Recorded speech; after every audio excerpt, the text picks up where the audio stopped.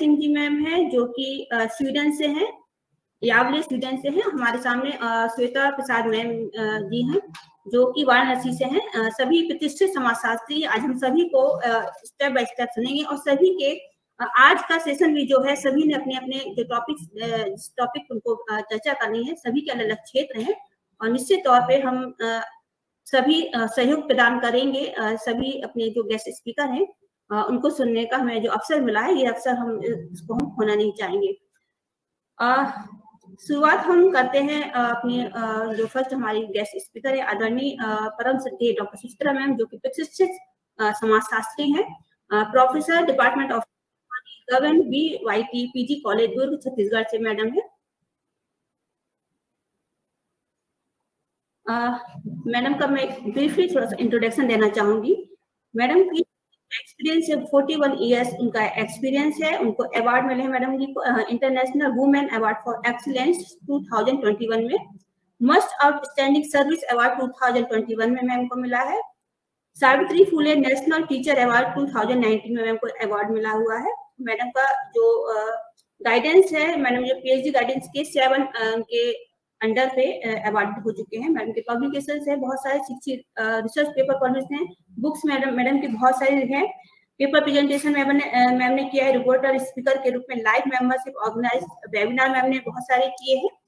तो मैम का परिचय बहुत सारा है, समय अभाव के कारण मैं मैम ज्यादा इंट्रोडक्शन नहीं दे पाऊंगी और सभी हमारे सामने सभी सीनियर प्रतिष्ठित समाजशास्त्री हैं, मैं उनके सामने कुछ भी नहीं उनके इंट्रोडक्शन के लिए।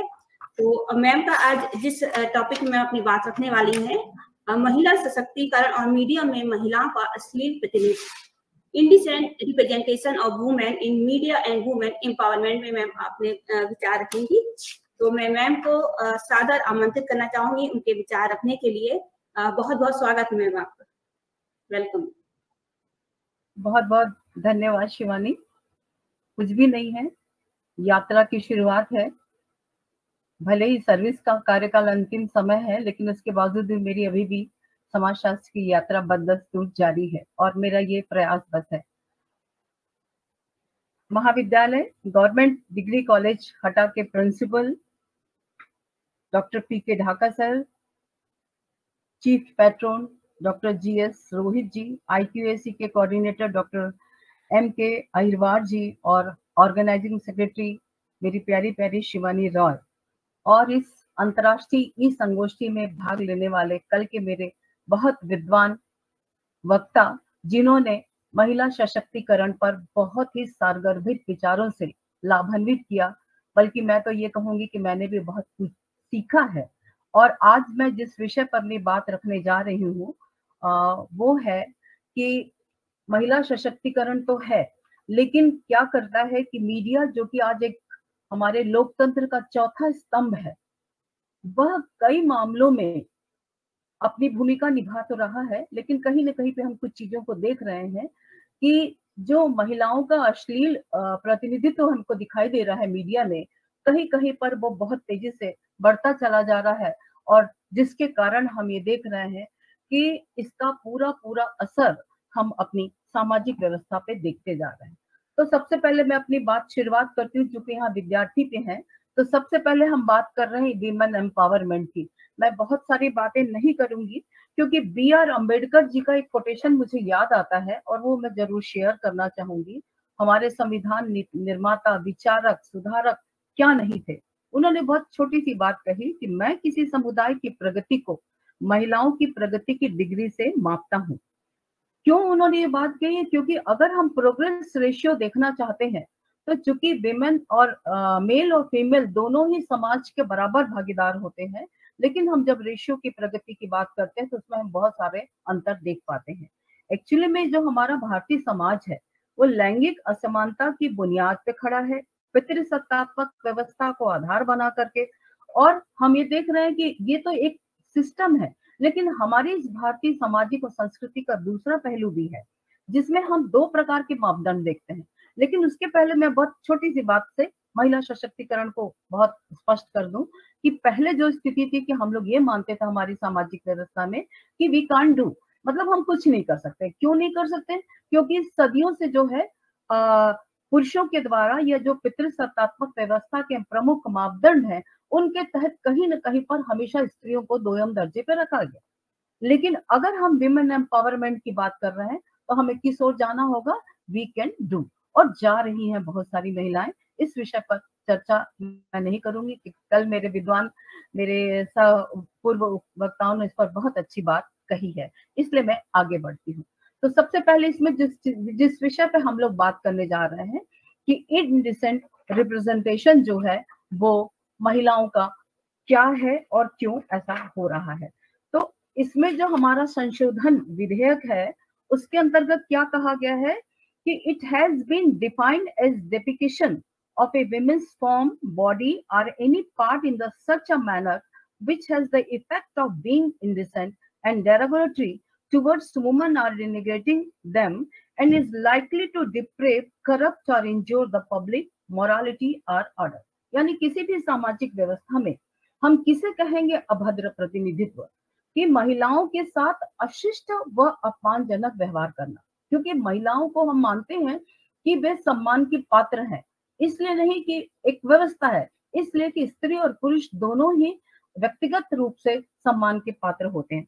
तो उनके साथ अशिष्ट या अपमानजनक व्यवहार करना, उन्हें अपमानित करना अथवा ऐसी कोई हरकत करना जिससे महिलाओं का अपमान होता हो अथवा किसी भी प्रकार से उन्हें नुकसान पहुंचाना, उनके साथ बेईमानी करना या उनकी सार्वजनिक नैतिकता को क्षति पहुंचाना, इसे हम कहेंगे महिलाओं का अभद्र प्रतिनिधित्व। और इसके संबंध में एक एक्ट बना हुआ है 1986 का, जिसकी चर्चा हम आगे चल के करेंगे। अब आइए हम दूसरा जो हमारा महत्वपूर्ण बिंदु है उसको देखते हैं कि मीडिया क्या है। हम यहाँ पर देख रहे हैं कि मीडिया जो है लैटिन वर्ड से निकला है, मीडियम से। इसका क्या मतलब है? क्योंकि यह एक प्रकार का संचार का साधन है। संचार मतलब अपनी बात को दूसरों तक पहुंचाना, या दूसरे की बात हम तक पहुंचती है उसके लिए हमारे पास मीन्स क्या क्या है, उसको हम कहते हैं मीडिया। तो संचार का माध्यम है ये, जिसे हम कहते भी हैं और कहते हैं मीडिया देश की आंख है, देश का पथ प्रदर्शक है। और इसका मुख्य उद्देश्य क्या होता है कि समुदाय को सूचित करना, सूचित मतलब सूचनाओं का आदान प्रदान करना, जो कुछ भी जानकारी हमारी यहाँ यत्र सर्वत्र व्याप्त है उसको देना, शिक्षित करना, प्रेरित करना, ताकि लोग जनता की नई तकनीक और विचारों को स्वीकार करें। और सबसे मूल उद्देश्य तो इसका ये होता है संवाद स्थापित करना, क्योंकि हम एक दूसरे के साथ कैसे बातचीत करें और क्या माध्यम हो सकते हैं, इसे हम कहते हैं मीडिया। मीडिया के दो प्रकार होते हैं, एक होता है आपका प्रिंट मीडिया और दूसरा है इलेक्ट्रॉनिक मीडिया। अब ये देखिए क्या है प्रिंट मीडिया, कि न्यूज़पेपर्स, बुक्स हैं, मैगजीन्स हैं, होर्डिंग्स हैं, बैनर्स हैं, बिलबोर्ड्स हैं या फ्लायर्स हैं, ये सब जो है हमारे प्रिंट मीडिया है। मतलब वो सब सामग्री जो लिखित रूप में हमारे पास प्राप्त है। दूसरा है इलेक्ट्रॉनिक मीडिया, मतलब जिसमें हम इस तरह के साधनों का प्रयोग करते हैं जो हम तक मौखिक संप्रेषण करते हैं, जिसमें सशक्त माध्यम है टेलीविजन, सिनेमा, रेडियो, कंप्यूटर और मोबाइल फोन्स। ये सब जो है हमें क्या करते हैं, हमारे बातों को दूसरों तक पहुंचाते हैं और दूसरों की बातों को हम तक पहुंचाते हैं। तो इन सब साधनों के माध्यम से हम क्या करते हैं, यहाँ से वहां अपनी बातों का संप्रेषण करते हैं। अभी एक नया टाइप निकला है, this is a new media.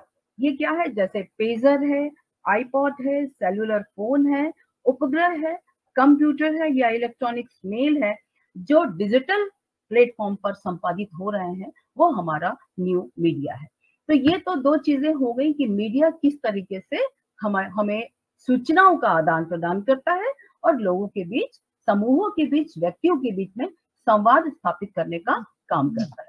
अब आइए हम देखते हैं कि मुख्य विषय पर आते हैं कि महिलाओं का अभद्र प्रतिनिधित्व किस तरीके से हो रहा है और उसमें मीडिया किस तरह से रोल प्ले कर रहा है। तो हम यहाँ देखेंगे दो तरीकों से, क्योंकि देखिए समाज के विकास के क्रम में ऐसा नहीं है कि मीडिया नहीं था, मीडिया तो बहुत प्राचीन काल से था, सिर्फ उसका रूप डिफरेंट था और आज हम आधुनिक रूप में देख पा रहे हैं। तो हम सबसे पहले देते हैं कि ये जो प्रिंट मीडिया है वो हमारे प्राचीन भारत में किस प्रकार से महिलाओं के अभद्र प्रतिनिधित्व में एक सपोर्ट का काम कर रहा है, सपोर्टिव सिस्टम के रूप में काम कर रहा है।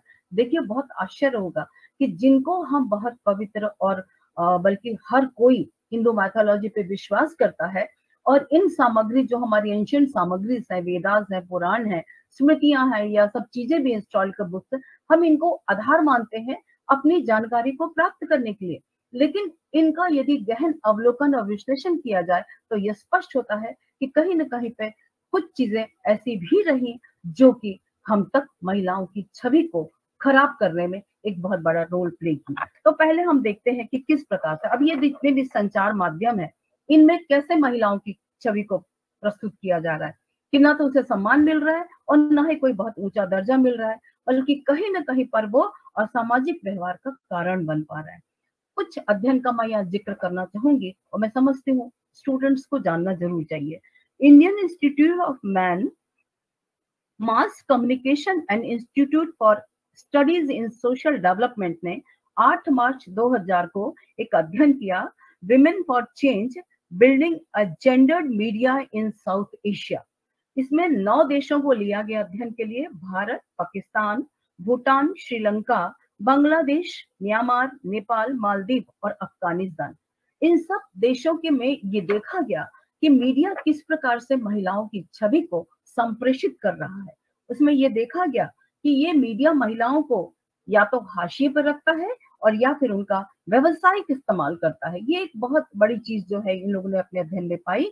इसमें प्रिंट मीडिया, विज्ञापन और मनोरंजन में महिलाओं का स्थिति जो है उसका आकलन कंट्री सर्वे के आधार पर किया गया। अब इसके रिजल्ट अभी मैं नहीं आपको बता पाऊंगी क्योंकि वो टाइम टेकिंग है। तो हम ये देखते हैं कि किस प्रकार से इन ग्रंथों में जो हमारे आधार सोर्स ऑफ नॉलेज माने जाते रहे, उनमें किस प्रकार से महिलाओं की छवि को उकेरा गया है, एक एक करके मैं आपके सामने रखती हूँ। सबसे पहले हम वेदास को देखते हैं, क्योंकि जितनी भी हमारी पुस्तकें हैं, प्रिंट मीडिया जो एंशिएंट काल का रहा है, उसमें जो कुछ भी महिलाओं की छवि को बताया गया है वो कहीं ना कहीं अप्रत्यक्ष रूप से हमें पहले से ही इस बात की बुनियाद डालती रही है कि महिलाएं हमेशा से दोयम दर्जे में रही हैं।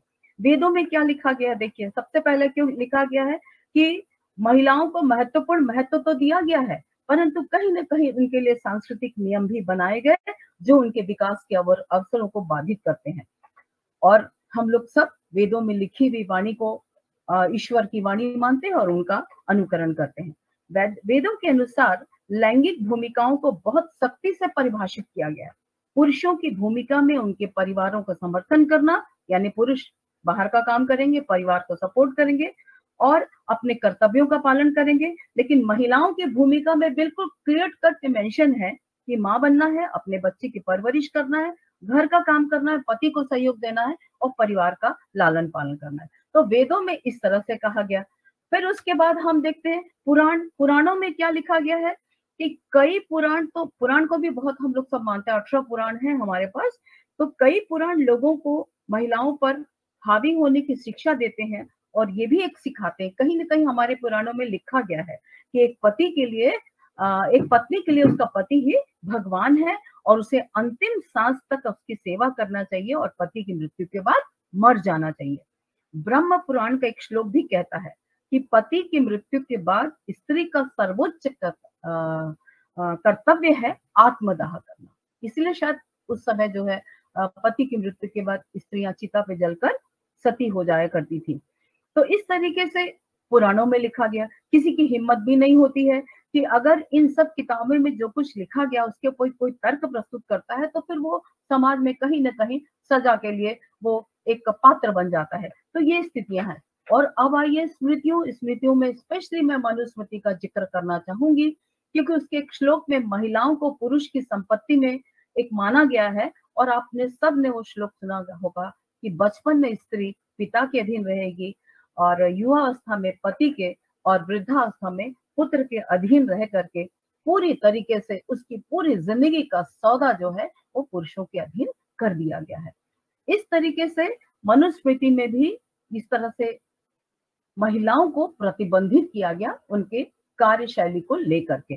तो इस तरीके से पति को भगवान का दर्जा देकर और पत्नी यदि उसकी भक्त नहीं है, उसके आदर्शों को नहीं सुनती है, तो उसे सजा भी मुकर्रर किए जाती है। इवन अगर वो नियम को तोड़ती है तो उसके लिए बिल्कुल दंड की परिभाषित दी हुई है, निर्धारित दंड दिया जाता है। कुछ हमारी हिस्टोरिकल बुक्स भी हैं, उसमें भी कहीं न कहीं पर स्त्री की स्थिति को दोयम दर्जे पर रखा गया है, क्योंकि ये जितनी भी कुछ हिस्टोरिकल बुक्स हैं, चाहे वो जैन धर्म की हो, चाहे बौद्ध धर्म की हो या और भी, हालांकि इनमें उतना नहीं दिखाई देता, लेकिन तो भी हमारी पुरानी जो हिस्टोरिकल बुक्स हैं वो कहीं न कहीं पर महिलाओं को दो रूप में लेती है, एक तो देवी के रूप में लेती है और दूसरा उनका जो है कि वो एक कार्य करने की मशीन है। तो देवी के रूप में है तो देवी बहुत पूजनीय, सब कुछ कहते भी है, यथा जिस देश में नारी की पूजा की जाती है वो देश महान कहला जाता है। तो इस तरीके से दैवी महिमा से महिमा मंडित करके स्त्रियों को रखा गया है। और ये सारी जितनी भी किताबें हैं ये हमारे इस मस्तिष्क पे एक पैट्रियार्की को बिल्कुल एक लेबल लगा के चस्पा कर देती हैं कि हम इससे ज्यादा आगे नहीं जा सकते हैं, और कभी भी ये महिलाओं को आगे बढ़ने के लिए कहीं ऐसी कोई गुंजाइश हमको इनमें नहीं दिखाई देती है। ये कभी भी औरत को इंसान के रूप में नहीं मानती, इनकी तुलना हमेशा या तो किसी चीज से, वस्तु से, जानवरों से और पैसों से करती है। तो इस तरीके से ये जितनी भी हमारी हिस्टोरिकल बुक्स हैं ये लैंगिक भूमिकाओं को परिभाषित करती हैं और पितृसत्ता को बढ़ावा देती हैं, यानी कहीं न कहीं पर इनडायरेक्टली ये लैंगिक असमानता को जो हम देखते हैं हमारे समाज में उसको पोषित करती है। तो इस तरीके से अब ये सारी चीजें अगर हम कोई पढ़ना चाहे, अगर कोई बच्चा आज इसको पढ़ेगा तो उसके मन में क्या आएगा, तो वो तो कैसे, क्योंकि सारी नेगेटिविटी जितने भी नेगेटिव थॉट्स हैं वो हमको इनमें दिखाई देते हैं। तो निश्चित रूप से एक बच्चे की जब परवरिश होती है सोशलाइजेशन में और माँ कहती है कि तू जा पानी लेके आ, और बहन को बोलती है कि तू पानी ला के इसको दे, क्योंकि तू तो दूसरे के घर जाएगी और तेरे को भाई का आदेश का पालन करना होगा। तो ये जो चीजें अपर और लोअर की जो फीलिंग है वो वहीं से डाली जाती है। तो ये कहीं ना कहीं पर जो हमारा भारतीय समाज का जो हमारा पुराना प्रिंट मीडिया था वो हमें क्या करता है, हमारे इसको इनडिसेंट रिप्रेजेंटेशन को कहीं ना कहीं पे सपोर्ट करता है। इसके बाद अब हम देखते हैं मॉडर्न समय में जो हमारा अभी आज का प्रिंट मीडिया है, क्योंकि आज की स्थिति में क्या है, न्यूज़पेपर्स है, जितने भी पत्र पत्रिकाओं में, मैगजीन्स में आर्टिकल्स माने एक वस्तु के रूप में लेना, एडवर्टीजमेंट्स देख लीजिए, मैगजीन्स को देखो, पोस्टर और होर्डिंग को देख लीजिए। तो अब इसमें हम क्या देखते हैं, आप खुद देखिए कि जितने भी न्यूज़पेपर्स में कई सूचनाएं होती हैं उनको अधिक से अधिक प्रसारित, जो नेगेटिव होती है, जो महिलाओं की स्थिति को दूषित कर रही है, सेकेंडरी लेवल पे बता रही है। एडवर्टीजमेंट जितने भी विज्ञापन है उन विज्ञापनों में तो आप देख लीजिए, मुझे बताने की आवश्यकता नहीं, कार का विज्ञापन है तो लड़की को वहां सजा दिया गया है, मेल गारमेंट्स का है तो वहां पे लड़की को रखा गया है।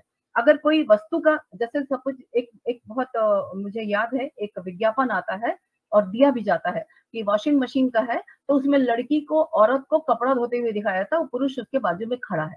तो कहीं न कहीं पर इस तरह के जो एड होते हैं वो इनडायरेक्टली इस तरह से इनडिसेंट रिप्रेजेंटेशन को सपोर्ट करते हैं। मैगजीन्स में देख लीजिए कितनी मैगजीन्स ऐसी हैं जो बिल्कुल मतलब साफ सुथरी होंगी, ऐसी बहुत सारी मैगजीन्स हैं जो कहीं ना कहीं पर महिलाओं के अश्लील प्रतिनिधित्व को बताती हैं, चाहे वो फोटोज हो, चाहे कोई सूचनाएं हो, ये सारी चीजों को देख लीजिए। तो ये जितने भी हमारे पत्र पत्रिकाएं हैं, अब आप देखिए क्या होता है, समाचार पत्रों में कहानियां दी गई हैं, यदि मान लीजिए तो नारी शोषण को लेकर के जो कुछ भी लिखा गया है उसमें बहुत ही मिर्च मसाला, क्योंकि ये जर्नलिज्म है, पत्रकारिता है, जिसमें ये परोसा जाता है कि लोग उसको चाव से पढ़ें, तो उसको रोचक बनाने के लिए उसमें मसाले डाले जाते हैं। और इस तरह की जैसे बलात्कार की घटना हो या और कोई इस तरह से लड़कियों की जो वो हो रही है, और आप सबको याद होगा कि जिस समय निर्भया कांड हुआ था उसके बाद तो बलात्कार नहीं होना था, क्योंकि जितना वो इस तरह की स्थिति हमारे समाज में नेगेटिविटी की बनी थी, लेकिन उसके बाद हम देखते हैं कि कोई भी दिन न्यूज़पेपर उठाइए और उसमें इस तरह से महिलाओं के बलात्कार से संबंधित लड़कियों की, छोटी लड़कियों की घटना न दर्ज की गई हो। तो ये कहीं न कहीं पर हमारे उसी पक्ष को उकेरती हैं, और इस तरह से पूरी घटनाएं जो समाचार पत्र हैं वो सब हमको इसमें दिखाई देते हैं। उसके बाद पोस्टर और होर्डिंग्स को ले लीजिए। अब आप ये देखिए कि ये पोस्टर और होर्डिंग्स आप देखिए, चाहे वो पिक्चर्स के हो, चाहे किसी वस्तु का विज्ञापन हो, अगर हम कहीं रोड से गुजरते हैं और नजर जाती है तो कई बार हमारा सिर जो है शर्म से झुक जाता है कि एक फीमेल बॉडी के पूरे उसके कर्व्स को इस तरीके से उकेरा जाता है कि वो जाने अनजाने चलने वाले लोगों को क्या करती हैं, कहीं ना कहीं पर उनके अंदर की जो सुप्त भावना है जिसको हम लोग कहते हैं जन्म से मनुष्य जो है वो पशु की तरह होता है, और जब वो संस्कार होते हैं तो वो द्विज बनता है। जन्मना जायते शूद्र संस्कारात द्विजम उच्यते। तो वो जो अंदर की हमारी पशुत्व की भावना है वो कहीं ना कहीं इन सब चीजों से क्या होती है, उसको पोषण मिलता है। और वो अगर मान लीजिए किसी का इस तरह का जो एटीट्यूड ज्यादा होगा तो वो उभर जाता है। तो ये बोर्डिंग्स और होर्डिंग्स और ये जो पोस्टर्स हैं वो सब कहीं ना कहीं पर जितने भी इस तरह के घटिया अश्लील फिल्में हैं, सिनेमा घर के बाहर लगे हुए पोस्टर हैं, ये कहीं ना कहीं हमारी शुतुरमुर्गी मनोवृत्ति का उपहास उड़ाते हैं, और कई बार हम खुद भी उसमें शामिल हो जाते हैं। तो इस तरीके से ये सारी जो चीजें हैं प्रिंट मीडिया की, वो कहीं ना कहीं हमारे इस महिलाओं के अश्लील रिप्रेजेंटेशन को व्यक्त करती हैं। आप देखिए सिनेमा घरों में जो पिक्चरें आती हैं वो सब आती हैं, वो सब क्या होता है, ये कहीं ना कहीं हमारी उसी मानसिकता का परिचायक होता है। अब हम देखते हैं कि हमारा जो इलेक्ट्रॉनिक मीडिया है, जिसमें टेलीविजन है, सिनेमाज है, एडवर्टीजमेंट्स हैं और ऑनलाइन मीडिया साइट्स जो हैं, ये कहीं ना कहीं पर हमको किस तरीके से आज की परिस्थितियों में महिलाओं को उनका अभद्र प्रतिनिधित्व कर रहे हैं। टेलीविजन, सब टेलीविजन देखते हैं, आप सीरियल्स को देख लीजिए, घटनाओं को देख लीजिए, कहानियों को देख लीजिए, और जितने वेब सीरियल्स भी आते हैं वो सबको आप ध्यान से देखिए तो वो किस तरह से महिलाओं की छवि को उकेरते हैं। अब आप देखिए वो सास भी कभी बहू थी, बल्कि आजकल तो मैंने खैर टीवी देखना इसलिए बंद कर दिया कि जितने भी सीरियल्स आते थे उसमें महिलाओं का वो रूप दिखाई देता था कि बेहद शातिर, चालाक, षड्यंत्र बनाने में कुशल और सामने वाले को नीचा दिखाने में। तो इस तरह से नकारात्मक छवि को टेलीविजन अपने सीरियल्स के माध्यम से बहुत ही प्रस्तुत कर रहा है। और देखिए तो उसका क्या असर पड़ता है, वो क्यूरियोसिटी बना के रखते हैं और इस तरीके से हम धारावाहिक को देखते चले जाते हैं, और वो कहीं ना कहीं पर हमें क्या करते हैं बार बार उसके लिए हमारी उस अप्रत्यक्ष भावना को पोषित करते हैं। तो टेलीविजन एक बहुत बड़ा माध्यम है। सिनेमाज में देख लीजिए, तो मैंने तो आपको बताया, सिनेमा के पोस्टर्स देख लीजिए, वहां पर क्या होता है, सिनेमा घर में आप चले जाइए ना, कोई पिक्चर में कोई सीन ऐसा आ जाए और इस तरह के जो प्रोड्यूसर्स और जो डायरेक्टर्स जो इसको बनाते हैं वो कहीं न कहीं फिर इस तरह की अश्लील छवि को उकेरते हैं और वो इतना हाईलाइट करते हैं कि वो कहीं न कहीं पर फिर आप देखिए, अगर अगर हम लोग सब लोग बैठ के फिल्म मूवी देख रहे हैं सिनेमा में, तो सीटियां बजनी शुरू हो जाती है, कमेंट शुरू हो जाते हैं। अब उतना नहीं होता, लेकिन पहले तो ये सब चीजों को बहुत हम लोग ने भोगा है। तो कहीं न कहीं पर इलेक्ट्रॉनिक मीडिया भी हमारी इस चीज को हमें प्रभावित करता है। तो इस तरह की जो बात है, एडवर्टीजमेंट को देख लीजिए, जितना दिखाई दे रहा है, आप टीवी के चैनल्स को उठा लीजिए, न्यूज चैनल को देखिए, और भी ऐसे कई हैं, एड के चैनल है। मुझे तो आजकल समझ में ही नहीं आता क्योंकि मैं खुद टीवी देखती नहीं हूँ, लेकिन इतने एडवर्टीजमेंट के चैनल हैं कि समझ में नहीं आता कि किस चीज का विज्ञापन हो रहा है। किसी वस्तु का विज्ञापन दिखाया जा रहा है कि स्त्री का विज्ञापन दिखाई दिया जा रहा है। तो ये सारी चीजें कहीं न कहीं महिलाओं की छवि को धूमिल कर रही हैं। तो इस तरीके से स्त्रियों को सोचने की आवश्यकता है कि किस तरह से, क्योंकि देखिए वो इन सारी जो इलेक्ट्रॉनिक मीडिया के पात्र अगर महिलाएं हैं तो कहीं ना कहीं वो तो खुद आकर के अपने आप को एक ऑब्जेक्ट के रूप में प्रेजेंट कर रही हैं, इसलिए तो मीडिया उनका फायदा उठा रहा है। तो इस तरीके से कितना भी कुछ हो जाए, कहीं ना कहीं पर अप्रत्यक्ष रूप से हम स्वयं उसके लिए जिम्मेदार हैं। नाओमी वुल्फ, उनकी किताब है ब्यूटी मिथ, उसमें उन्होंने बहुत सुंदर लिखा है और मुझे लगता है कि ये हमको जरूर पढ़ना चाहिए, समझना चाहिए कि सौंदर्य मिथ ने महिला की स्वतंत्रता को मोड़ करके, ये जो आजकल ब्यूटी मिथ निकला है, हर एक चाहता है कि मैं सुंदर दिखूं। जब एक सांवली लड़की का ऐड आता है तो उसको कहा जाता है कि वो क्या फेयर एंड लवली क्रीम लगाएगी तो गोरी हो जाएगी। तो कहीं ना कहीं पर वो तमाम सांवली लड़कियों को ये मैसेज दे रहा है इनडायरेक्टली कि अब उसको गोरे होना है, क्योंकि समाज में वो तभी अच्छी मानी जाएगी, सुंदर मानी जाएगी और व्यापार जगत में उसका प्रयोग होगा जब वो गोरी होगी। तो ये जो इस तरह के सारे ब्यूटी मिथ और स्लिम और ट्रिम का फिगर, ये सारी चीजें कहीं ना कहीं पर हमारे मस्तिष्क में इतनी तेजी से बैठ रही हैं कि हम सब जो है अपने मन के अतिरिक्त मन को छोड़ देते हैं और शरीर पर पूरी तरह से केंद्रित हो जाते हैं। तो इस सौंदर्य मिथ ने महिला की स्वतंत्रता को मोड़कर उसके चेहरे और देह में बदल दिया है। यानी पूरा कंसंट्रेशन कहाँ हो गया कि मेरा चेहरा कितना सुंदर है, सर्जरी करवाई जा रही है होठों की सर्जरी, नाक की सर्जरी, चेहरे की सर्जरी, ताकि जो एक पैटर्न बना हुआ है, एक पैरामीटर बना हुआ है कि कौन सा ओवल फेस लड़की का बहुत सुंदर होता है, उसके ऊपर सारा ध्यान लड़कियों का फोकस होता चला जा रहा है।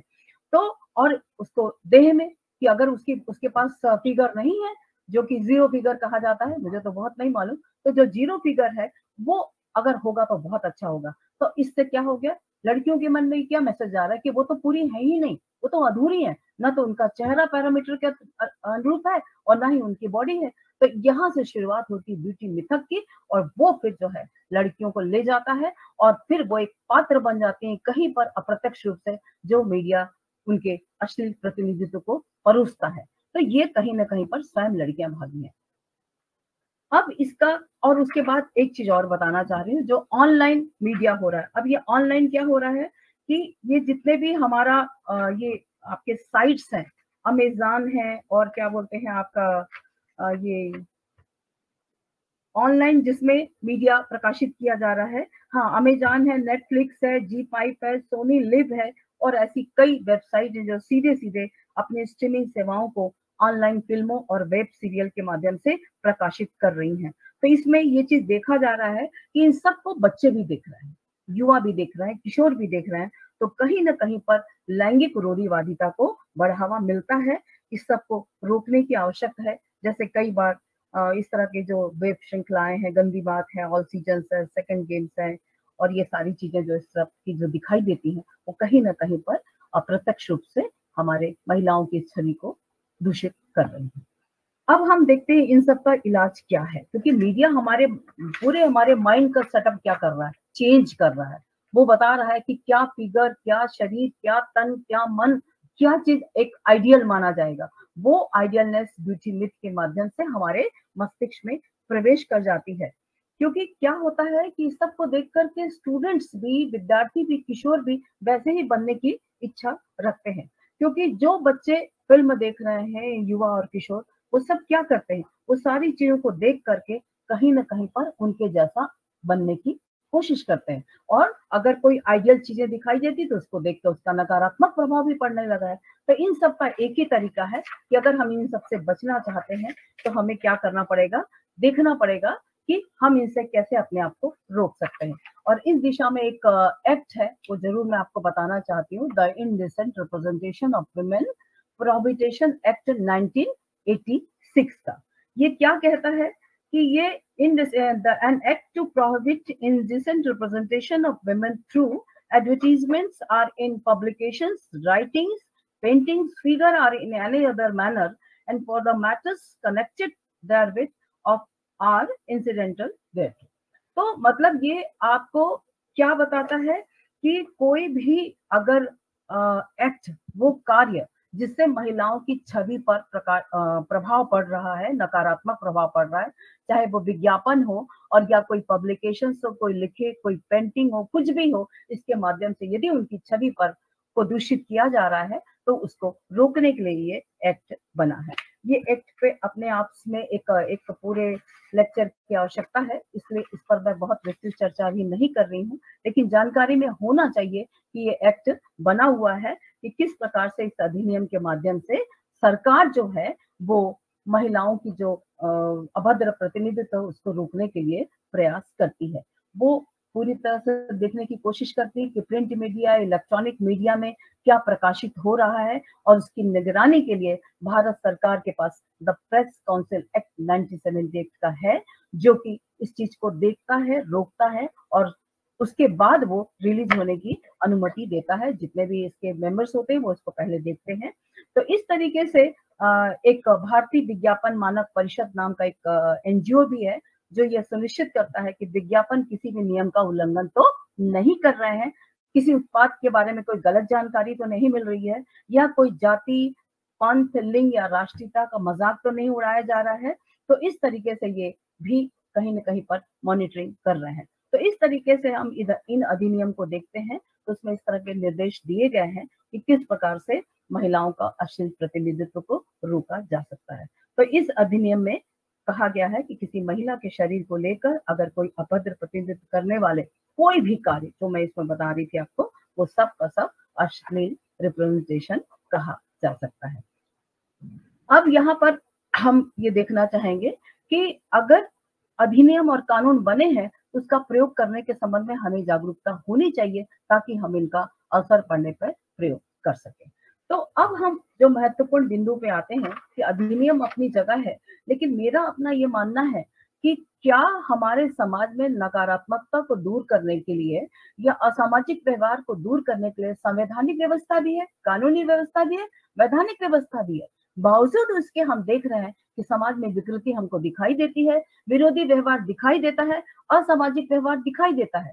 ये ऐसा किस लिए? क्योंकि ये मुझे ऐसा लगता है, जो मेरा अपना थोड़ा अनुभव है, कि हमारे समाज में नियम बनते हैं तो नियम का तोड़ भी साथ ही साथ हमारे मस्तिष्क में पैदा होता है। तो हम लोग नियम का पालन भी करते हैं और वहीं उसकी धज्जियां भी उड़ाते हैं। तो उसका क्या सोल्यूशन हो सकता है, ये बहुत हमको सोचने की आवश्यकता है। और इन सारे, अगर मीडिया कहीं ना कहीं पर अप्रत्यक्ष रूप से या परोक्ष रूप से अगर सपोर्ट कर रहा है विमेन की छवि को दूषित करने में, तब वहां पर किन की भूमिका महत्वपूर्ण हो जाती है? वहां पर हम लोग की भूमिका बहुत महत्वपूर्ण हो जाती है। एक व्यक्ति सॉल्यूशन नहीं निकाल सकता, तो हमें क्या क्या करना पड़ेगा, वो कुछ सॉल्यूशंस मैं आपको बता रही हूँ। एक तो सबसे पहला है कि भारत सरकार यदि सच में चाह रही है कि महिलाओं के अभद्र प्रतिनिधित्व को बचाना है, तो उसे इस जो पूरा हमारी नियमावली बनी है उसे क्या करना पड़ेगा, इस अधिनियम को अद्यतन करना पड़ेगा, उसमें संशोधन करना पड़ेगा।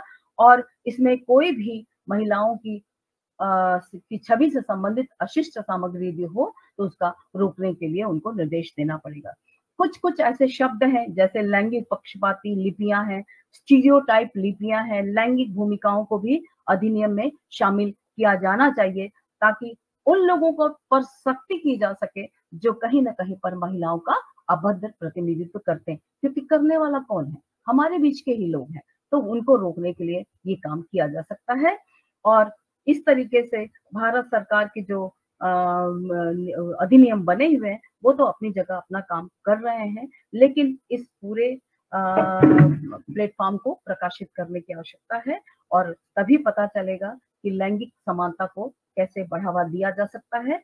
क्योंकि अगर इस तरह के अभद्र प्रतिनिधित्व बढ़ते रहे, क्योंकि मीडिया एक बहुत बड़ा माध्यम हो जाता है हमारे विचारों को संपोषित करने में और संप्रेषित करने में, इसलिए इसको रोकने की बहुत आवश्यकता है। क्या क्या समाधान हो सकते हैं वो मैं थोड़ा सा आपको बताना चाहूंगी। सबसे पहला समाधान तो ये है कि बच्चों में हम जो व्यवहार करने की जब प्रक्रिया जब समाजीकरण की होती है, उसी समय हम ये भेद मिटाने की कोशिश करें। क्योंकि देखिए हमारे स्कूलों में, मुझे याद है जब मैं छोटी थी तो किताब में पहला पाठ था कि राम स्कूल जाता है और सीता खाना बनाती है। यहाँ से जेंडर डिफरेंशिएशन शुरू होता है। कपड़े की बात आती है, खिलौने की बात आती है, खाने की बात आती है, स्वास्थ्य की बात आती है। हर जगह हमको कहीं ना कहीं पर लैंगिक भेद एक जड़ की तरह पैर जमाए हुए दिखता है। इसको रोकना पड़ेगा। उसको बताना पड़ेगा कि पानी लाने के लिए लड़की ही नहीं जाएगी, पानी लाने के लिए लड़का भी जा सकता है। खाना यदि बैलेंस डाइट लेना है तो लड़का ही क्यों लेगा, लड़की भी ले सकती है। इस तरह से जो है हमें समानता की बात व्यवहार में करनी होगी। और बच्चों को अगर हम ये सिखाने की बचपन से कोशिश करते हैं तो निश्चित रूप से हम कहीं ना कहीं पर जो पितृसत्ता को बढ़ावा देने वाले फैक्टर उन पर हम रोक लगा सकते हैं। तो ये एक बहुत बड़ा समाधान है। उसके पश्चात नैतिक मूल्य, मुझे याद है, आप लोग को भी याद होगा, स्कूल में हम लोग मॉरल वैल्यू की क्लास होती थी, नैतिकता की। और उस समय क्या होता था, हम लोग बोलते थे कि हमको ये करना चाहिए, ये आदर्श है, ये प्रतिमान है, ये व्यवहार अच्छा है, माता पिता का उनका कहना मानना चाहिए। इस तरह की जो आइडियलिस्टिक सिचुएशंस हुआ करती थी वो वास्तव में नैतिकता पे आधारित थी। उन नैतिक मूल्यों की कक्षाओं को पुनः आवश्यक रूप से प्रारंभ किया जाना चाहिए स्कूलों में। उनकी कक्षाओं को गंभीरता से लिया जाना चाहिए, क्योंकि हम देख चुके हैं कि समाचार पत्र, विज्ञापन, फिल्में और सिनेमा कैसे होते हैं और लैंगिक भूमिकाओं को गलत तरीके से परिभाषित करते हैं और कहीं न कहीं सर अप्रत्यक्ष रूप से पितृसत्ता के 1000 साल पुरानी एक पुरानी प्रथा को वो सपोर्ट करते हैं। तो इन पर रोक लगाना पड़ेगा। अब ये समय आ गया है कि महिलाओं और बच्चों से जुड़े हुए वास्तविक मुद्दों की उपेक्षा बंद करें। मतलब हमको देखना पड़ेगा कि कौन कौन से इश्यूज हैं जो बच्चों को लेकर के हैं, जो महिलाओं को लेकर है, उन्हें ध्यान रखना पड़ेगा। तभी हम समझ सकते हैं कि हम मीडिया के माध्यम से पूरी तरीके से समाज को आगे बढ़ा सकते हैं और उसकी सकारात्मक, क्योंकि मीडिया को हम कह रहे हैं वो लोकतंत्र का चौथा स्तंभ है, यानी वो कितना महत्वपूर्ण है। अगर हम चाहते हैं कि नारी का शोषण बंद हो, हम चाहते हैं कि महिलाओं की अभद्र छवि ना बने, उनकी अस्मिता के साथ खिलवाड़ ना हो, उनकी इज्जत सरेआम नीलाम ना हो, तो आवश्यकता है हमें जागना पड़ेगा, हमें इस समाज को जगाना पड़ेगा, घर घर जाके हमारी भारतीय संस्कृति की उन परंपरागत विशेषताओं को सामने लाना पड़ेगा जो दृढ़ता के साथ है, ना कि उन पक्षों को जो नकारात्मक छवि को उकेरती है। इनका विरोध करना पड़ेगा, और फिर अगर हम ऐसा करेंगे तो कोई मीडिया नारी का शोषण नहीं करेगा, कोई होर्डिंग पर नारी की अर्धनग्न तस्वीरें नहीं मिलेगी, और ना ही कोई हमारी बहू बेटियों को सरेआम सड़कों पर छेड़ेगा, और ना ही कोई देवियों की नग्न तस्वीर बनाएगा। और इस तरीके से हम जो विरोधाभासी प्रवृत्ति की, एक तो महिला को बोलते हैं कि देवी है, दूसरे उसको हम डायन भी कहते हैं, ये सब चीजें अगर हमारी तभी बंद होंगी जब सामूहिक रूप से इसका प्रयास किया जाएगा, और यही एक इसका सॉल्यूशन दिखता है। क्योंकि हम महिला सशक्तिकरण अगर करना चाहते हैं तो उसके लिए हम वी कांट डू से वी कैन डू की ओर जाना चाहते हैं, तो हमें क्या करना पड़ेगा, मीडिया की भागीदारी को सशक्त रूप से सामने लाने में एक सामूहिक प्रयास की आवश्यकता है। आप देखिए, अगर हम कुछ जान पाए, आपने सबने मलाला यूसुफ का नाम सुना, फाल्गुनी नायर का सुना, वंदना लूथरा का, किरण मजूमदार शाह का, इंदिरा नूई का, श्रद्धा शर्मा, शहनाज हुसैन, अदिति गुप्ता, खुशबू जैन, रितु कुमार और विनीता सिंह, ये सब ऐसी शख्सियत हैं जिन्होंने विमेन एम्पावरमेंट को यहाँ पर सुपरिभाषित किया है। तो कहीं ना कहीं वो लैंगिक भेद से बाहर निकली हैं और आगे बढ़कर इन्होंने अपने आप को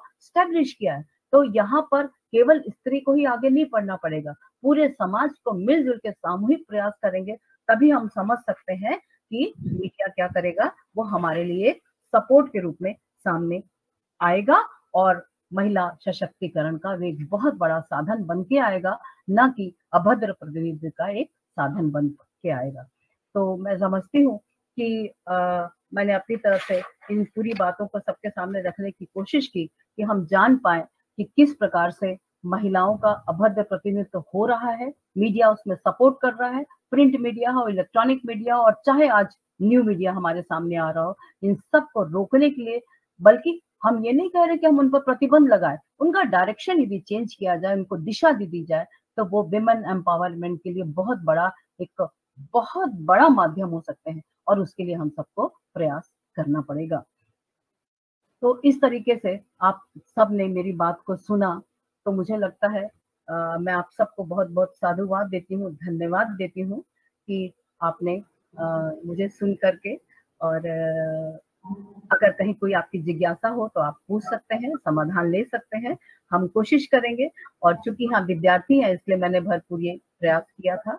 आप सबको बहुत बहुत धन्यवाद, महाविद्यालय परिवार को और शिवानी को बहुत बहुत धन्यवाद। इस छोटी सी बच्ची ने एक बहुत अच्छा प्रयास किया, बहुत हिम्मत का काम किया है, और इस हिम्मत के लिए उसे बहुत बहुत बधाई। पूरे महाविद्यालय परिवार का मैं हृदय से धन्यवाद ज्ञापित करती हूँ, और अपनी सब यहाँ जितने श्रोता हैं, मेरे पूर्व वक्ता हैं, विभा जोशी मैडम थी, अब रेशमा प्रसाद मैडम आने वाली है, सबको मैं बहुत बहुत दिल की गहराई से धन्यवाद देती हूँ कि आप लोग ने मुझे सुना और अवसर दिया। Thank you very much. बहुत बहुत धन्यवाद मैम, बहुत ही सुंदर प्रस्तुति की आपने हमेशा की तरह, और स्टेप बाय स्टेप आपने महिला सशक्तिकरण को लेके कि किस समय पहले मनुस्मृति से लेके और आज के समय तक आपने पूरा उसको एक्सप्लेन किया, व्याख्यान किया कि किस तरह स्थितियां हैं हमारी महिलाओं की समाज में। आपने बहुत ही एक प्रासंगिक टॉपिक विषय दिया कि मीडिया किस तरह महिलाओं की अश्लीलता के दिखा के और महिलाओं को उनकी स्थिति को, उनकी परिस्थिति को कम कर रहा है। और जिस तरह आपने बताया कि web series, media, advertisement, news channel, है ना, सुंदरता की जो आपने अवधारणा की आपने बात करी, तो निश्चित तौर पे मीडिया कहीं ना कहीं महिलाओं की परिस्थिति को धूमिल कर रहा है, उनकी स्थिति को कम कर रहा है, और हमें सभी को इससे जागरूक होने की आवश्यकता है, खासकर महिलाओं को, कि वो इस मीडिया से अपने आप को प्रभावित ना करें, और जो भी इसमें उनकी सहभागिता है उस सहभागिता से भी बचे। समस्या हमारे सामने है तो समाधान भी हम स्वयं ही इसके हैं। तो निश्चित तौर पे हम किसी अन्य को दोषारोपण ना करके हम अपने में उसको सुधार करें, तो महिलाएं निश्चित रूप से सशक्त बनेंगी और एक सकारात्मक दिशा की ओर बढ़ेंगी, जैसा कि हम सभी जानते हैं कि हर पक्ष के दो पहलू होते हैं, सकारात्मक और नकारात्मक।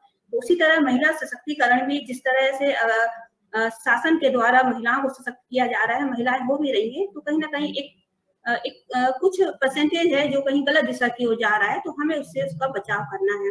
और आपने बहुत ही समाधान के रूप में सुझाव भी आपने दिए कि किस तरह हमको इन सारी चीजों से हमको महिलाओं को बचना चाहिए। तो निश्चित तौर पे हम सभी आपके इस व्याख्यान से लाभान्वित हुए होंगे। बहुत सारे हमारे छात्र हैं हमारे बीच में, तो आप सभी को एक अच्छा अवसर मिला सुचित्रा मैम को सुनने का। और पुनः आपको बहुत बहुत धन्यवाद साधु मैम कि आप